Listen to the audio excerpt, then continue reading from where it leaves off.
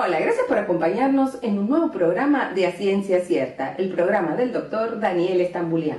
Hoy con el doctor Antonio Raúl de los Santos. Él es profesor de Medicina Interna de la Universidad de Buenos Aires y fue presidente de la Academia Nacional de Medicina en el peor periodo de nuestra historia, 2020-2022. Doctor, le tocó difícil, ¿eh? Gracias por acompañarnos. Muchas gracias, doctora. Ante todo quisiera manifestar mi alegría de poder participar en estas reuniones, en particular por la presencia del doctor Stambulián, por quien tengo un gran afecto y un reconocimiento por su capacidad, no solo de conocimiento de la infectología, sino de la capacidad organizativa que ha sembrado el país de infectólogos clínicos en los hospitales generales, que ese fue un invento de él junto con otros infectólogos de la época. De manera que reitero mi agradecimiento por estar acá y además la alegría que me da en poder hablar de alguna cosa que a uno le sale por la boca lo que le abunda en el corazón, que es la medicina preventiva, que es lo que puede hacerse por la gente antes que la enfermedad acontezca, o bien evitarla o minimizarla en sus resultados. Tal vez como médicos estamos más acostumbrados a hacer diagnósticos y tratamientos y no hacer tanto prevención. Bueno, entonces en realidad la cosa es un poco más compleja, porque cuando uno se pone viejo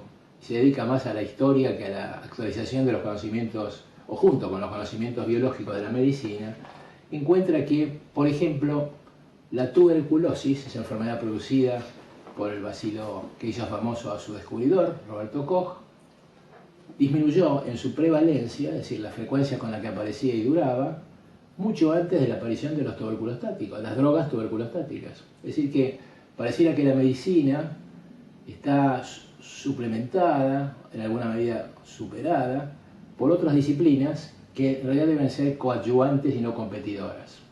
Y en este sentido me gusta citar una frase de un famoso bacteriólogo, Vidal, tan famoso que hay una reacción que hoy se usa con su nombre, a pesar de que era su nombre del siglo XIX. Vidal definió a la medicina como todas las ciencias al servicio del hombre. Y los médicos somos, como científicos en general, bastante deficientes, y como gente bondadosa, o pretendemos ser bondadosos, hacemos uso de todos los conocimientos disponibles como quería Fernán Vidal. Y entonces vemos que gran parte de la mejoría de la atención de los pacientes, tanto en la prevención como en la asistencia y la rehabilitación, se debe a que la medicina se complementa con otros recursos de otras disciplinas. Y echamos mano a todos, como científicos flojos y como buenas personas tratamos de hacerlo. Bien. Y usted dijo que se quería referir especialmente a la medicina preventiva. Entonces, ¿cuándo se deben hacer controles? ¿Es necesario hacerse análisis de sangre todos los años? Porque eso sería un poco la prevención, ¿no es cierto? Esa es la prevención medicalizada. Ajá. Es decir, hecha por la clase médica a la cual pertenezco y no voy a criticar, pero que ve el problema, la problemática desde una perspectiva muy estrecha, es un ángulo muy agudo, sin darse cuenta que el mundo real es una circunferencia con 360 grados. Y a mí me gustaría hacer una mención sobre los aspectos saludables y salutogénicos, es decir, generadores de salud, que no son médicos. ¿Y por ejemplo? ¿Por qué disminuyó la tuberculosis antes de los tuberculostáticos, que son de los años 50, y esto había bajado mucho antes? Porque la tuberculosis, como quería Carrillo, se debe a un agente, que es el bacilo de Koch, Mycobacterium tuberculosis, que es un agente necesario, pero no suficiente para producir la enfermedad, y que en forma indirecta se habían mejorado las condiciones de vida de los pacientes sometidos al riesgo de la tuberculosis, y con esa cosa inmediata, sin la medicación específica del bacilo, disminuyó la cantidad de individuos en la unidad de tiempo, lo que los estadísticos llaman la prevalencia. Claro, porque siempre se dice que es el agente microbiológico, pero también el huésped y su medio socioeconómico. Todo eso juega en el desarrollo de la infección. Cuando uno es joven y cuando uno participa del desarrollo tormentoso de la biología, de la farmacología y de la clínica, cree que en realidad tuberculosis con agente etiológico definido se soluciona conteniendo un fármaco que mate el bicho. Y en realidad eso es muy bueno, pero no es suficiente. Y justamente esa experiencia de Koch que se cita siempre, bueno, eso se puede reproducir en muchas otras enfermedades que resaltan la importancia del medio. Entonces, en la medicina preventiva, a mí me parece que antes de entrar a hablar de enfermedades y prevenir la aparición de enfermedades vasculares o neoplasias o lo que fuera, uno tiene que tratar de definir, tratar de contemporizar, tratar de definir los límites de qué es la vida saludable. Y la vida saludable varía de acuerdo a las etapas de la vida. La vida saludable de un bebé recién nacido es vivir con contacto piel a piel con su mamá, tener buena leche, tener un contacto visual con su mamá, y eso le va permitiendo madurar en forma normal. En el otro extremo de la vida, en la vejez, en la adultez, en la vejez avanzada, hay otros problemas. Y los problemas suelen ser extraños a la medicina. Si bien la medicina los conoce, los reconoce y trata de solucionarlos, el resorte, el recurso de la solución no reside en la medicina, ni en los fármacos, ni en los tratamientos prolongados, ni en las psicoterapias dadas por psicólogos muy capacitados. ¿Y en qué residiría? Porque depende de algo que es intrínseco a la vida humana. Si el niño depende de su mamá, el anciano depende de su medio social.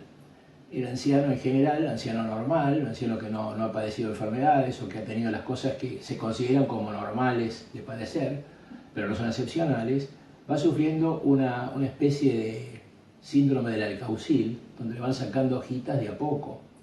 En su trabajo se da cuenta que hay alguna merma de la capacidad cognitiva, de la memoria, cosa que puedo testificar, de manera que es algo que uno va perdiendo de a poco. Pierde la aptitud física para correr y para subir escaleras, por ejemplo, que me costó llegar hasta acá y me va a costar bajar, sin caerme. De manera que hay momentos en los que uno tiene que reconocer que la vida es así, y no es una enfermedad, sino que es un cambio que debe ser aceptado como tal. La familia se va desgranando, los hijos con el cuento del nido vacío, es bueno que se vayan y sería impropio que tender a retenerlos, porque eso daría anomalías en los futuros, sí, pero tal vez eso las futuras familias. Sí, pero igual tendrían que ocuparse de sus padres igual. Exactamente.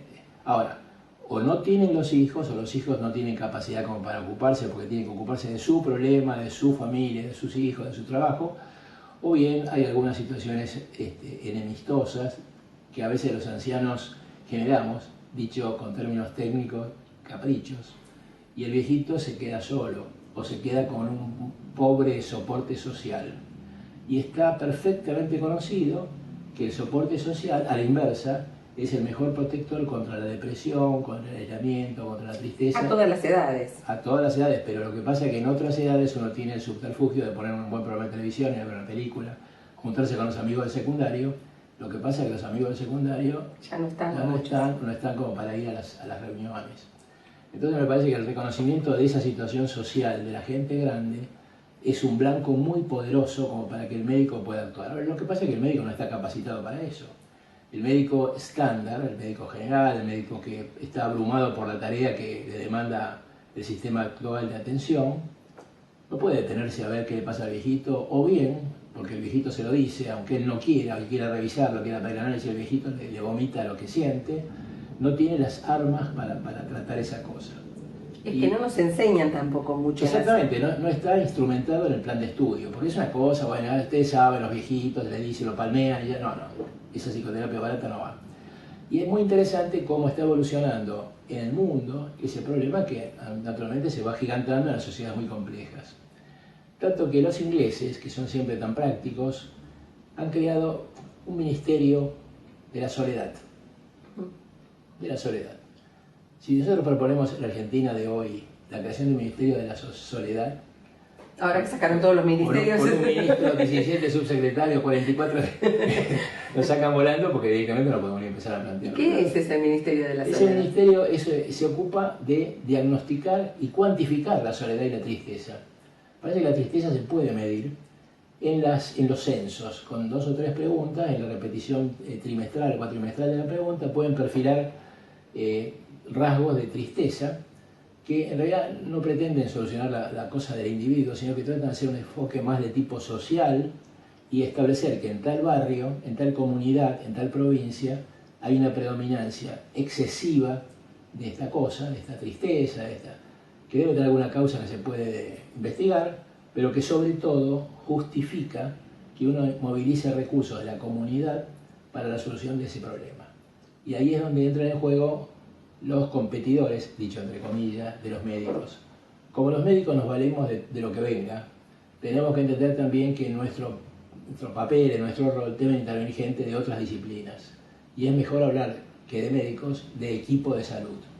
Y ahí entonces están los asistentes sociales, las visitadoras de higiene, los agentes de salud, que es el término que puso Alvarado para no hablar de enfermedad, sino de salud. Son los agentes de salud que en la comuna donde él trabajaba, que era Jujuy y Salta, había poblaciones aisladas y esta gente visitaba cada 3 meses a los pobladores, controlaba el estado de salud en lo que podían hacer como legos de medicina, pero controlaban la ejecución de los planes de tratamiento que habían indicado los médicos en las ciudades cabeceras. Y realmente se ve que eso tiene, por ejemplo, yo que trabajé en el sur y había agentes de salud que revisaban los carnets de vacunación. Claro. Yo vi carnets de vacunas mucho más completos que en Capital Federal. Bueno. Y eran poblaciones que estaban perdidas en la montaña. Lo que pasa es que un agente de salud que ha sido motivado, que ha sido instruido, que se le ha explicado la importancia que tiene su trabajo y la importancia que tiene de que verifique el cumplimiento de las normas que los médicos dan, porque se presume que el médico da lo mejor que puede, y la omisión del cumplimiento lleva a un riesgo mayor, esa persona está mucho más motivada que un médico que lo que quiere en realidad es encontrar o la enzima que falta, o el soplo que explica la insuficiencia coronaria, la insuficiencia valvular cardíaca, o que encuentra un hígado un poco grande y lo pueda atribuir a enfermedad hepática. Sí, los objetivos son distintos, aunque el objetivo final tiene que ser común, es decir, que la integración del equipo de salud es fundamental. De manera que, dicho esto, no es que yo diga que la medicina no sirve, todo lo contrario, la medicina es parte de este mejoramiento que ha habido, y así como pongo el ejemplo de la tuberculosis que mejoró por cuestiones sociales, puedo decir que hoy hay gente que no se muere o que no se enferma de algo que era fatal hace no mucho tiempo. Y no voy a citar a Louis Pasteur, que en 1885 ahí diseñó la vacuna e hizo curable, o prevenible y curable, una enfermedad que hasta entonces era fatal. Es decir, que no tan pelado que se le ven los sesos, no depender de todos, y además el agravante para los médicos es que Pasteur no era médico, era químico. De manera que es el mejor ejemplo destilado al mayor nivel, tipo Concagua, Himalaya, de cómo los premios se pueden dar en medicina a gente que no es médica. Y el paradigma argentino es Milstein, que diseñó los anticuerpos monoclonales siendo químico y no siendo médico. Exactamente. Tenemos que hacer un pequeño corte, doctor. Terminamos este primer bloque. Muy bien. Y seguimos. Muy bien. No nos abandonen, seguimos en un segundo bloque con más medicina preventiva y el doctor Antonio Raúl de los Santos. Gracias.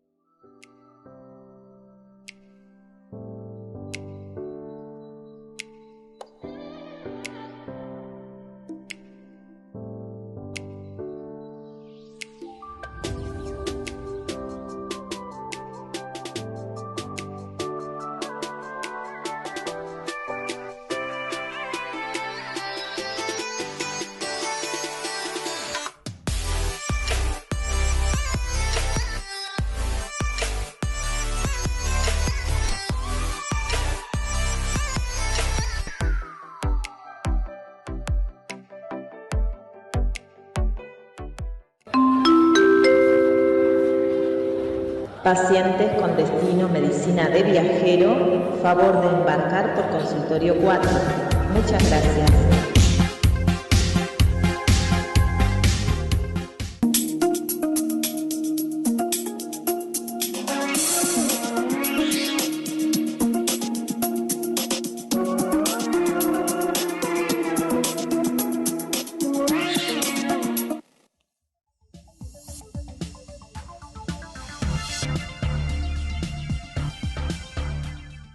Bienvenidos a este segundo bloque de A Ciencia Cierta, el programa del doctor Daniel Estambulián. Estamos con el doctor Antonio Raúl de los Santos y Medicina Preventiva. Doctor, hablamos antes del equipo y la importancia del equipo de salud. Ahora podemos ver qué rol tienen los médicos. Claro, es decir, yendo a lo concreto, yendo al núcleo de la causa. En realidad los médicos tenemos un papel importante en cuanto podemos aplicar los beneficios del desarrollo de la ciencia o de las ciencias o el desarrollo de las conquistas tecnológicas o lo que fuere, echamos mano a todo, o lo que venga, para beneficio de nuestros pacientes. Y es así como la prevención es el intento de evitar la aparición de algo que es razonablemente esperable. Es decir, nadie va a tener la prevención del embarazo en los hombres porque no va a ocurrir. En cambio, es razonable pensar cómo se pueden evitar las enfermedades vasculares, cómo se pueden evitar las enfermedades neoplásicas, cómo se pueden evitar las enfermedades degenerativas, mediante la gestión de los médicos.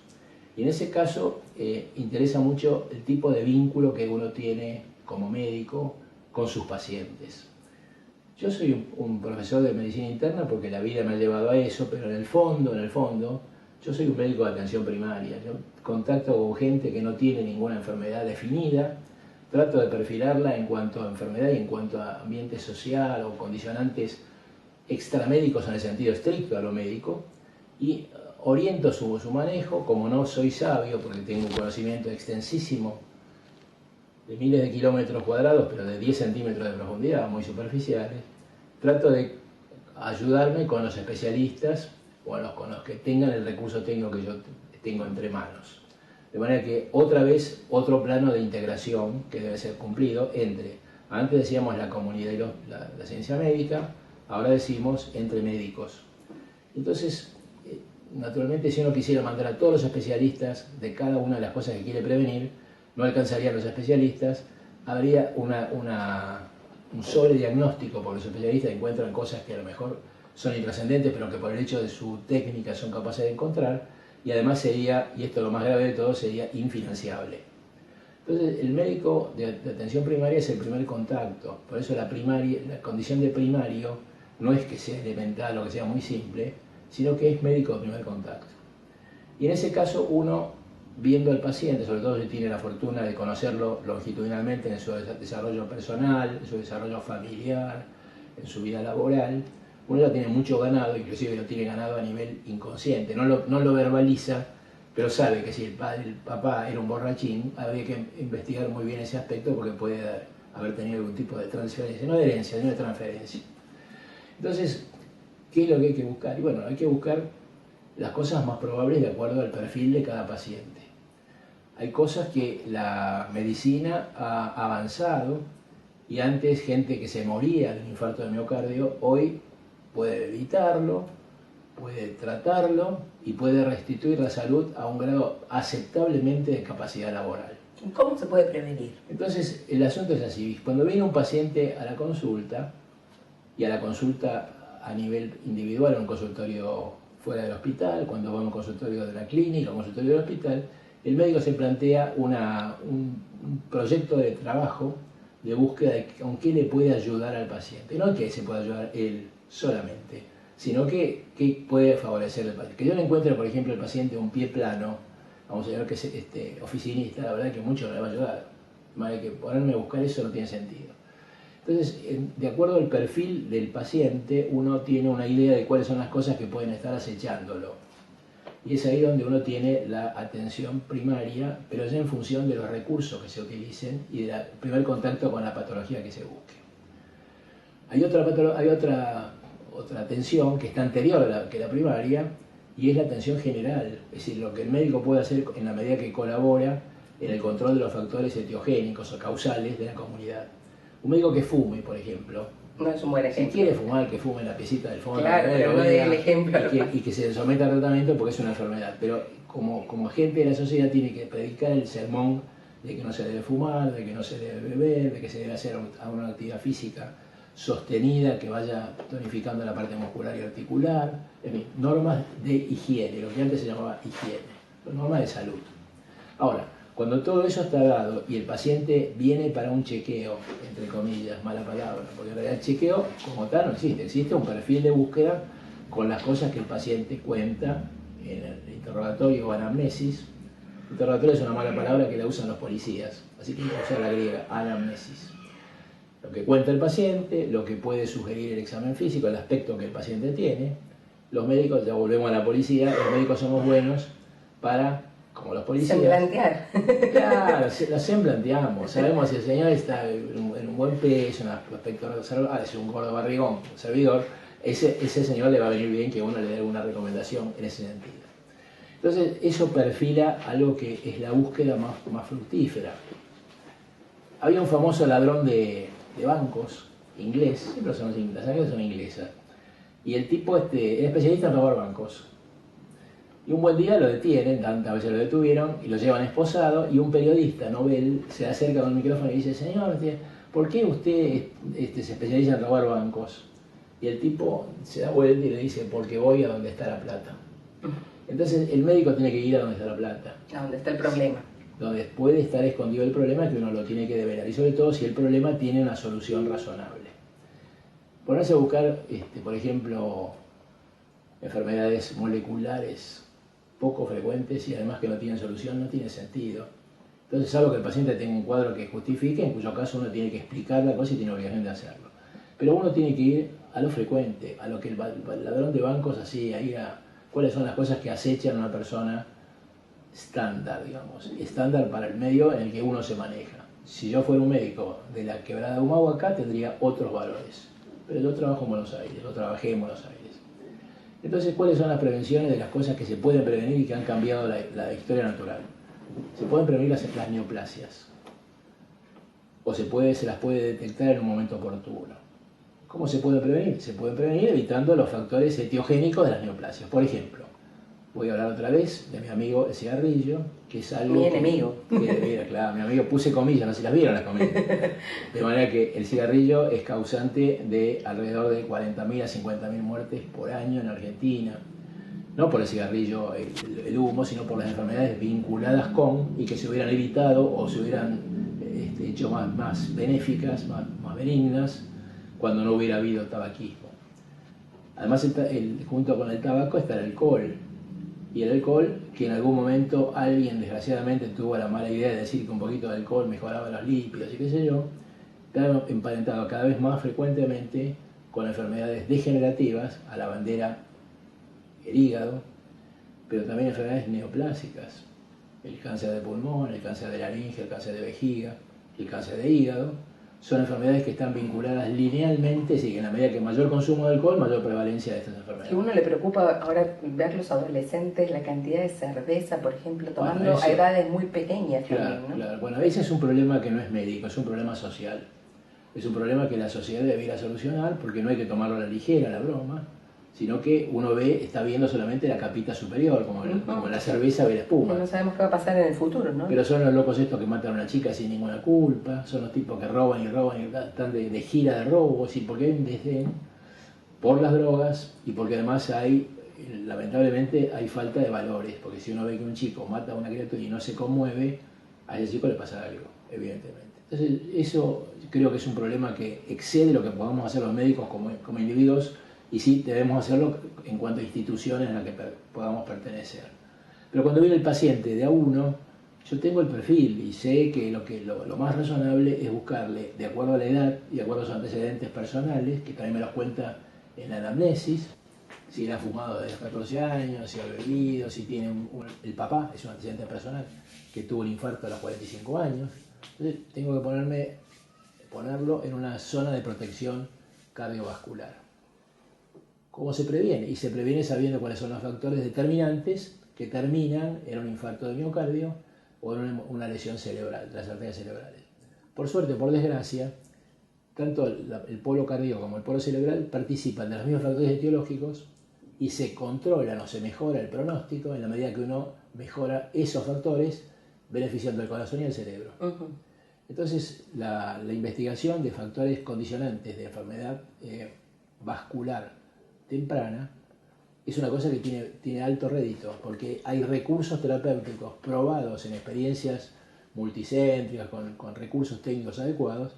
Se ha visto que uno puede hacer cosas.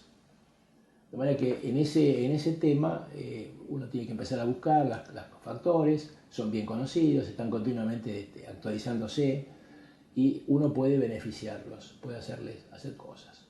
Eso en cuanto a la atención primaria del paciente que viene en búsqueda de una orientación, chequeo, entre comillas. Ahora, hay gente que tiene la patología, son los hipertensos, son los enfermos que tienen alguna lesión arterial que hace que haya una perfusión distal, es decir, un riego más allá de la obstrucción deficiente, ya sea en las piernas, ya sea en el corazón o sea en el cerebro. Entonces a esa gente hay que imponerles un tratamiento no ya preventivo, sino que es curativo. Y en ese sentido los médicos tienen que saber que el hallazgo de una placa, una plaquita, uno dice plaquita, la llama con diminutivo para hacerla más simpática, en la ecografía es símbolo de que tiene una enfermedad del endotelio vascular, es decir, el revestimiento interno de los vasos, que es proclive a que se complique, llega un momento que atesore plaquetas y fibrina y cosas que pasan y tape el vaso y por consiguiente la perfusión distal se comprometa. Si eso pasa en una pierna, la pierna va a doler. Si pasa en una coronaria, se va a producir un infarto. Si pasa en una arteria cerebral, se va a producir una isquemia cerebral. Entonces, doctor, nos queda muy poquito, sí. Entonces así quiero que usted diera un mensaje final de la medicina preventiva. El mensaje final es este, es muy simple. Hay que acatar las cosas que los médicos proponen en función de experiencias absolutamente evaluadas, absolutamente categorizadas, y no, a mí me parece, yo pienso, yo creo que. Y el otro gran cuco es el cuco de las neoplasias. Hay neoplasias que no se pueden prevenir, ni se pueden diagnosticar tempranamente porque son de manifestación tardía, ni hay mucho remedio para darles, que son las neoplasias del páncreas, por ejemplo. En cambio, hay una enfermedad que son las enfermedades neoplásicas del colon, que si yo tuviera 10 segundos y hubiera 10 segundos... Sí, porque no nos queda más que eso. Y bueno, lo que voy a usar, la detección de los pólipos colónicos, que son los hermanitos menores que cuando crecen se transforman en cánceres del colon, se pueden detectar con procedimientos que los médicos sabemos, no voy a entrar en cuáles son, que van desde pruebas de laboratorio hasta estudios endoscópicos donde se ve la lesión, con el atributo de que es el único método diagnóstico que al mismo tiempo es terapéutico, porque cuando uno entra con el colon, con el colonoscopio, y ve el pólipo y lo saca, ese pólipo se va a transformar en colon, de manera que le han hecho un diagnóstico y un tratamiento preventivo. Perfecto. De manera que la síntesis es confiar en la medicina, no es el 100%, la vida es más compleja y hay que entender que muchas veces esto se arregla viendo una película, que es La Luna de Avellaneda. En esa película se veía como niñitos aprendían a bailar y como los viejitos iban a tomar un copetín al bar y veían como los chicos jóvenes intermedios jugaban al básquet. Es decir, que hay toda una cosa social que es muy importante. De sostén, que es Nos vamos a volver a invitar. Muchas gracias. Será hasta un nuevo programa de A Ciencia Cierta, el programa del doctor Daniel Estambullián. Hasta la próxima.